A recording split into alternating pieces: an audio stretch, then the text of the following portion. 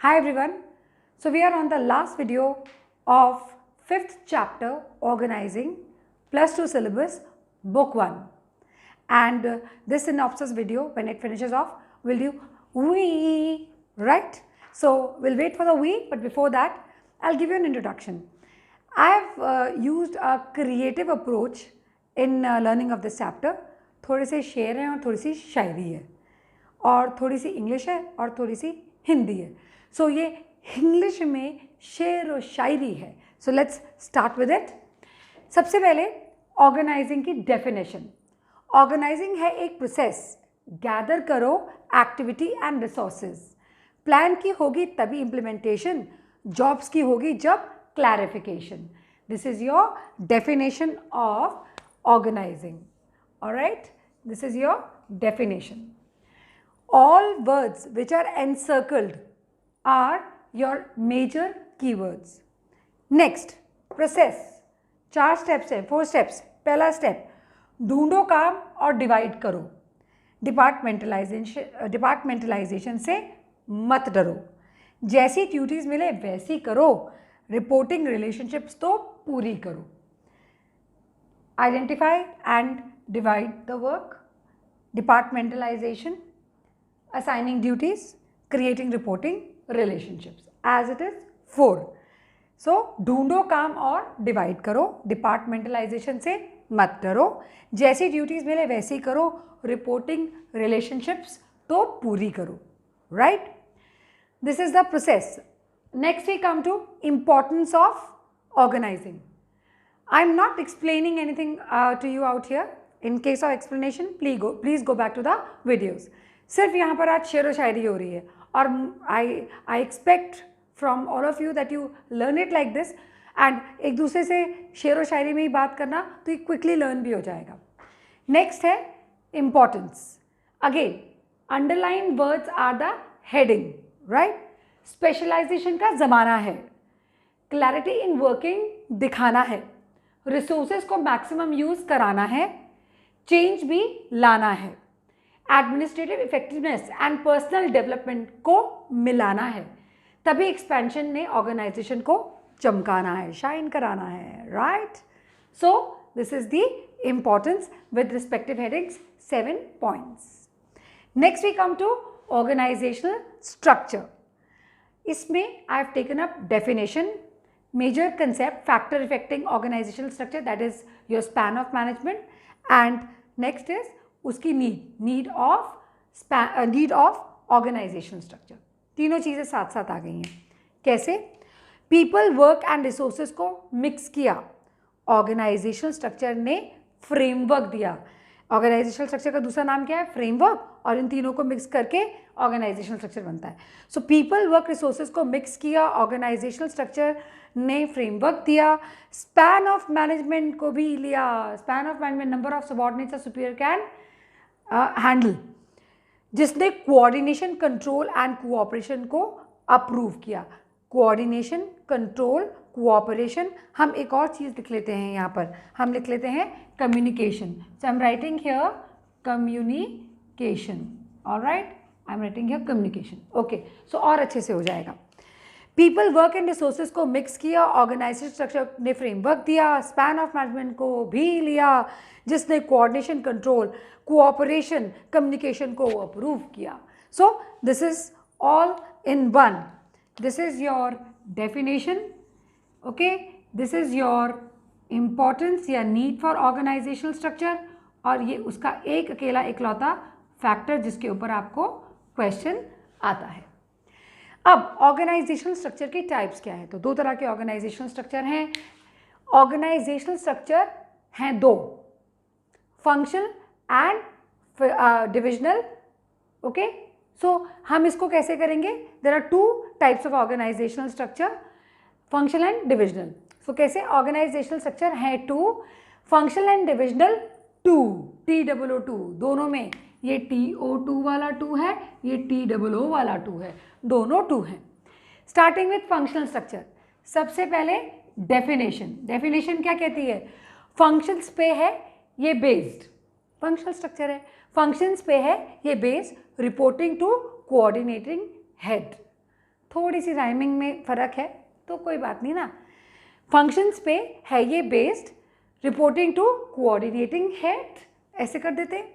Advantages क्या है इसकी? ऑक्यूपेशनल स्पेशलाइजेशन है इनकी जान, कंट्रोल एंड कोऑर्डिनेशन से बढ़ता है मान, इंक्रीज होगी एफिशिएंसी पूरी, डुप्लीकेशन ऑफ एफर्ट नहीं है ज़रूरी, ट्रेनिंग ऑफ एम्प्लॉयज़ है इजी, हर फंक्शन है क्रेजी क्रेजी। वाह वाह वाह वाह वाह वाह वाह। ये जितने 1 2 3 4 5 पाँचों के पाँचों क्या हैं? एडवांटेजेस हैं। एंजॉय करो। डिसएडवांटेजेस क्या है? डिसएडवांटेजेस ओके, कोऑर्डिनेशन है नहीं, नहीं है कोऑर्डिनेशन यहाँ पर। सो कोऑर्डिनेशन है नहीं, इनफ्लेक्सिबिलिटी भी है यहीं, that is another limitation. Functional empire strong है, एम्पायर्स क्रिएट हो जाते हैं। कॉन्फ्लिक्ट ऑफ इंटरेस्ट रॉन्ग है, ज़रूरी नहीं है और यहाँ पर हो रही है तो ये एक लिमिटेशन है। रिपीट करो, कोऑर्डिनेशन है नहीं, इनफ्लेक्सिबिलिटी भी है यहीं, फंक्शनल एम्पायर स्ट्रॉन्ग है, कॉन्फ्लिक्ट ऑफ इंटरेस्ट रॉन्ग है। डबल वाह वाह वाह, ओके, तारीफ है ना। Next will start with divisional structure and rest of the chapter. So we next we come to divisional structure. अब फिर शेर व शायरी कॉन्टिन्यूड है। तो क्या है कि मैंने हर चीज़ में डेफिनेशन अलग से, एडवांटेजेस लिमिटेशन अलग से दी है और वो डेफिनेशन में ही फीचर्स आ गए हैं। So please pay attention. Divisional structure, अलग अलग प्रोडक्ट्स हैं, अलग है डिविजनल हेड, अलग अलग है फंक्शंस, मैन पावर है wide spread. Okay, this is definition as well as features. Advantages, product की स्पेशलाइजेशन है, हेड्स की रियलाइजेशन है, प्रॉफिट जो कमाना है, फ्लेक्सिबिलिटी से काम दिखाना है, डिसीजन मेकिंग क्विक है, ग्रोथ एंड एक्सपेंशन की किक है। नाउ प्लीज़ लिसन, जहाँ पर ये छोटा आ जाता है ये आपका पॉइंट नहीं है, ये उस पॉइंट के अंदर का सब पॉइंट है। तो जैसे हेड्स की रियलाइजेशन किस चीज़ के लिए? प्रॉफिट कमाने की। फ्लेक्सिबिलिटी कैसे है? क्योंकि डिसीजन, फ्लेक्सिबिलिटी की वजह से क्या है? डिसीजन मेकिंग क्विक है, right. So I repeat, product की स्पेशलाइजेशन है, हेड्स की रियलाइजेशन है, प्रॉफिट्स जो कमाना है, फ्लेक्सिबिलिटी से काम दिखाना है, डिसीजन मेकिंग क्विक है, ग्रोथ एंड एक्सपेंशन की किक है। ओके, नेक्स्ट एडवांटेजेस के बाद डिसएडवांटेजेस। इंक्रीज इन कॉस्ट का केस है, खर्चे बढ़ रहे हैं, रिपीट हो रहा है, मैन पावर जो वाइड स्प्रेड है, प्रोडक्शन, फाइनेंस, एचआर, सारे डिपार्टमेंट दोबारा। इंक्रीज इन कॉस्ट का केस है, मैनेजर को पावर गेन करने की रेस है, कई बार वो अपने डिविजनल हेड्स अपना पावर गेन करके अपना सारा का सारा स्ट्रक्चर क्रिएट कर लेते हैं, कॉन्फ्लिक्ट्स करनी पड़ती इसलिए फेस है। So that's why organisations have different kind of conflicts because of this. So इसमें divisional structure has, not organizations only, divisional structure has different types of conflicts. So increase in cost का case है, manager को power gain करने की race है, conflicts करनी पड़ती इसलिए फेस है। We go to formal organization. अब फॉर्मल ऑर्गेनाइजेशन में क्या है? हम बात करते हैं पहले डेफिनेशन की, फिर फीचर्स, एडवांटेजेस, डिसएडवांटेजेस। सो हम है फॉर्मल ऑर्गेनाइजेशन, रूल से है हमारी रिकग्निशन। ये डेफिनेशन है, बहुत क्लियर है इस बारे में। अब क्या है, आप इसको इंग्लिश में कन्वर्ट करके आसानी से लिख सकते हैं, राइट। फीचर्स क्या है? रिपोर्टिंग की है क्लैरिफिकेशन, ऑब्जेक्टिव्स अचीव करने की है डेडिकेशन, डिपार्टमेंट्स में है कोऑर्डिनेशन, टॉप मैनेजमेंट की है creation, work is more less personal interaction. सारे के सारे फीचर्स कवर हो गए। ये 1 2 3 4 5 कैपिटल में जो लिखे हैं सारे के सारे फीचर्स कवर हो गए। एडवांटेजेस, यूनिटी ऑफ कमांड दिखती है, रिस्पॉन्सिबिलिटी नहीं बिकती है, डुप्लीकेशन ऑफ रोल भी नहीं है, एम्प्लॉयज़ बिहेवियर भी सही है, ऑर्गेनाइजेशन गोल्स अचीव कर रही है। ऑफ कोर्स यस, एडवांटेजेस है, ऑर्गेनाइजेशन गोल्स अचीव कर रही है, भाई सिंपल सी बात है। तो 1 2 3 4 ये सारे के सारे, और फिफ्थ आपके पांचों के पांचों एडवांटेजेस हैं, all 5 advantages like this. These are the headings, rest you can write on your own. Disadvantages, delay तो होगा ही, चेन ऑफ कमांड है यहीं, भाई इतनी लंबी चेन ऑफ कमांड है फॉर्मल ऑर्गेनाइजेशन में, इसका लो चेन, डिले तो होगा ही, चेन ऑफ कमांड है यहीं, क्रिएटिव टैलेंट हार गया, स्ट्रक्चर एंड वर्क पे जोर है, इसलिए फॉर्मल ऑर्गेनाइजेशन बोर है। और किसकी ज़रूरत है? इनफॉर्मल ऑर्गेनाइजेशन की connectivity to the next topic. I repeat, creative talent हार गया, स्ट्रक्चर एंड वर्क पे जोर है, इसलिए इनफॉर्मल ऑर्गेनाइजेशन बोर है। वाह वाह वाह, let's go to informal organisation. तुम तो तारीफ करोगे नहीं, मैं खुद ही वाह वाह कर रही हूँ। हाँ, ऑलराइट, इनफॉर्मल ऑर्गेनाइजेशन। आओ बहन चुगली करें, मेरा favourite sentence. Informal organisation definition कैसे आई है, इसी से शुरू हुई है।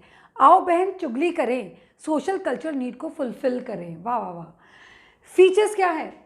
ना कोई स्ट्रक्चर, ना कोई rule, open lines of communication का है टूल, है part of formal organisation, top management की नहीं है क्रिएशन, बिल्कुल नहीं है। Clear, informal organisation. अब इसकी एडवांटेजेस क्या कहती है? कम्युनिकेशन है फास्ट, लाइक माइंडेड पीपल है पास, इनफॉर्मल ने की पूरी फॉर्मल की भड़ास। क्यों? क्योंकि जो फॉर्मल का गुस्सा है वो इनफॉर्मल के थ्रू निकल जाता है। एडवांटेज है किसके लिए? जो ऑर्गेनाइजेशन में काम कर रहे हैं। डिसएडवांटेज, र्यूमर डिस्ट्रक्टिव है, रेजिस्टेंस ऑब्स्ट्रक्टिव है। किसका? जब इनफॉर्मल ग्रुप जो है रेजिस्टेंस दिखाते हैं तो फॉर्मल ऑर्गेनाइजेशन में पंगा हो जाता है। ठीक है। ग्रुप नॉर्म्स ऑर्गेनाइजेशन के लिए नहीं कंस्ट्रक्टिव है, क्योंकि ग्रुप नॉर्म्स बना लिए तो अपने ग्रुपबाजी गुटबाजी हो जाती है, तो वही चीज़ it's very very not very constructive, destructive हो जाता है सारा। राइट, आते हैं नेक्स्ट डेलीगेशन पे। डेलीगेशन अगर आपको याद हो शेयरिंग ऑफ अथॉरिटी है, बड़ा सुपीरियर एंड सबऑर्डिनेट की शेयरिंग ऑफ अथॉरिटी क्या है? डेलीगेशन है। दोनों ने शेयर की, ठीक है, ये याद रखना है। सिंपल डेफिनेशन थी थोड़ा सा, अब इसको मैंने बाकी को फीचर्स फॉर्म में दे दिया है। शायरी है, अगेन अगेन गौर फरमाएं। हाँ, it is multiply by two, superior subordinate का रिलेशन है ही कुछ यूँ। It is not abdication, manager is accountable so intention, delegated can be redelegated, that is why accountability is hated। पसंद नहीं है, कौन पसंद करता है आंसरेबिलिटी भाई? राइट, आते हैं नेक्स्ट पे। अब हम कर रहे हैं एलिमेंट्स। 3 एलिमेंट्स का है काम, रिस्पॉन्सिबिलिटी, अथॉरिटी, अकाउंटेबिलिटी, इनके नाम। एक है पावर तो दूसरा है ड्यूटी। आंसरेबिलिटी नहीं हो सकती झूठी। अगर पावर है फुल्ली डेलीगेट तो रिस्पॉन्सिबिलिटी है पार्टली रेट। अकाउंटेबिलिटी पर है नो डेलीगेट। यही है इसकी नेम प्लेट, क्योंकि तीनों के तीनों ये इंपॉर्टेंट पॉइंट्स हैं। राइट, एक बार फिर से करें, क्या है? 3 एलिमेंट्स का है काम, रिस्पॉन्सिबिलिटी, अथॉरिटी, अकाउंटेबिलिटी, इनके नाम। एक है पावर तो दूसरा है ड्यूटी। आंसरेबिलिटी नहीं हो सकती है झूठी। अगर पावर है फुल्ली डेलीगेट तो रिस्पॉन्सिबिलिटी है पार्टली रेट। अकाउंटेबिलिटी पर है नो डेलीगेट की नाम, नेम प्लेट। क्यों? क्योंकि डेलीगेट नहीं हो सकती। Next we come to importance. Again सारी की सारी हेडिंग्स यहाँ मैंने 1 2 3 4 5 6 अलग से लिख दिया है, क्योंकि सबसे इंपॉर्टेंट क्वेश्चन होता है। राइट, चाहिए अगर इफेक्टिव मैनेजमेंट, एम्प्लॉय का होगा डेवलपमेंट। तो अगर आपको चाहिए इफेक्टिव मैनेजमेंट तो एम्प्लॉय का डेवलपमेंट ही होगा। मैनेजमेंट हायरार्की है जहाँ, कोऑर्डिनेशन भी होगा वहाँ। Employee are full of motivation, growth की ना होगी tension. Right, so we have finished with delegation. I hope it's easier for you to learn. कोई भी एक पॉइंट उठाते हैं, फटाफट देखते हैं कि हमें लर्न होता नहीं होता। चाहिए अगर इफेक्टिव मैनेजमेंट, एम्प्लॉय का होगा डेवलपमेंट। मैनेजमेंट हायरार्की है जहाँ, कोऑर्डिनेशन होगा वहाँ। Employee are full of motivation, growth की ना होगी टेंशन। सिंपल। तो आते हैं लास्ट टॉपिक पे, डिसेंट्रलाइजेशन। क्विक करते हैं इसका रिवीजन। फिर से शायरी आ गई, आइए पढ़ते हैं। डेफिनेशन, कंसेप्ट और फीचर्स डिसेंट्रलाइजेशन के हैं। यही आपके बोर्ड के क्वेश्चंस हैं, यही आपके केस स्टडी के क्वेश्चंस हैं, और यही आपके लिए एक्सप्लेनेशन का पॉइंट है। सो यहाँ से शुरू करते हैं। Decentralisation, multiply by many, show dispersion, authority travelling to the nearest point of action, lower most level तक जाना है, ऑर्गेनाइजेशनल गोल्स जो पाना है। This is your definition, concept like I told you, as well as features. कहाँ कहाँ? Multiply by many, बहुत सारी लेवल्स हो जाती है। डिस्पर्शन डिस्पर्सल से रिलेटेड है। Nearest point of action lower most level के बारे में बात कर रहा है कि लोअर मोस्ट लेवल जो है वो सुपरवाइजर है, वो जब सबॉर्डिनेट्स के साथ बात करता है तो नियरेस्ट पॉइंट ऑफ एक्शन तक आ जाती है। लोअर मोस्ट लेवल भी लिख दिया है, ऑर्गेनाइजेशनल गोल्स भी क्लियर कर दिया है। नेक्स्ट आते हैं इंपॉर्टेंस पे। क्विक, बेटर कंट्रोल का बजाओ बाजा, you have to control the people. I want explain, इस बारी पूरा का पूरा एक बारी में शेयर पढ़ते हैं क्या है। बेटर कंट्रोल का बजाओ बाजा, सबॉर्डिनेट को बनाओ राजा, होगा उसका हिडन टैलेंट ताज़ा, फ्यूचर की ना होगी टेंशन, लेना है अगर क्विक डिसीजन, टॉप मैनेजमेंट को रिलीफ दो, ऑर्गेनाइजेशनल ग्रोथ फैसिलिटेट करो। स्लिप हो गया, ज़्यादा एक्साइटेड हो गया, तो ऑर्गेनाइजेशनल ग्रोथ फैसिलिटेट करो, राइट। एक बारी एक्सप्लेनेशन के साथ, बेटर कंट्रोल, कौन कंट्रोल करेगा, लोअर मोस्ट लेवल तक सब अपना कंट्रोल कर रहे हैं। सबॉर्डिनेट को बनाओ राजा फ्यूचर डेवलपमेंट के लिए। हिडन टैलेंट, उसके पोटेंशियल बाहर आएगा, so he can be termed as a good leader and growth and expansion में हेल्प करेगा। लेना है अगर quick decision, at every level decision हो रही है। टॉप मैनेजमेंट को रिलीफ दो, कॉन्सेंट्रेट करें इंपॉर्टेंट मैटर्स पे और बाकी सारे लेवल्स अपना अपना काम करें। ऑर्गेनाइजेशनल ग्रोथ फैसिलिटेट करो, organisation will grow and become better when you want to expand, that means large organisation में डिसेंट्रलाइजेशन है। ये इस बात से क्लियर होता है जब हम करेंगे सेंट्रलाइजेशन डिसेंट्रलाइजेशन का कंसेप्ट। सेंट्रलाइजेशन डिसेंट्रलाइजेशन कंसेप्ट एक आत्मकथा कंसेप्ट। टॉप मैनेजमेंट ने रखी सारी डिसीजन मेकिंग की पावर भारी, इससे हुआ सेंट्रलाइजेशन, पर किसी को नहीं है ऑब्जेक्शन। जब ऑर्गेनाइजेशन लार्ज हुई डिसेंट्रलाइजेशन पर पहुंच गई। Now the moment organisation grows it reaches decentralisation, lower most level तक पहुंच जाती है। लोअर लेवल को काम मिला, everything that multiplies work of subordinate is decentralisation. Lower level को काम मिला, अगर दोनों, इन दोनों को, सेंट्रलाइजेशन डिसेंट्रलाइजेशन को अगर दोनों करो तो होगा ऑर्गेनाइजेशन का भला, क्योंकि खाली सेंट्रलाइजेशन ठीक नहीं, खाली डिसेंट्रलाइजेशन भी ठीक नहीं। तो एक बार फिर से करते हैं। टॉप मैनेजमेंट ने रखी सारी डिसीजन मेकिंग की पावर भारी, इससे हुआ सेंट्रलाइजेशन, पर किसी को नहीं है ऑब्जेक्शन। जब ऑर्गेनाइजेशन लार्ज हुई डिसेंट्रलाइजेशन पर पहुंच गई, लोअर लेवल को काम मिला, अगर दोनों करो तो ही होगा ऑर्गेनाइजेशन का भला। So that brings us to the end of the synopsis, and I told you wee. So that's how we end up video.